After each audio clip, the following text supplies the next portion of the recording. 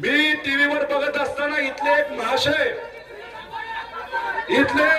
इथले एक मोठ्या नेते, काय नाव त्यांचं, ते काय बोलले आमच्या पार्टी बद्दल 2019 बद्दल, काय नाव त्यांचं, मल्हार पाटील काय बोलले 2019 ला आम्हाला अजितदादांनी सांगितलं होतं तुम्ही आधी जावा, हळूहळू लपून लपून मी मागून येतो.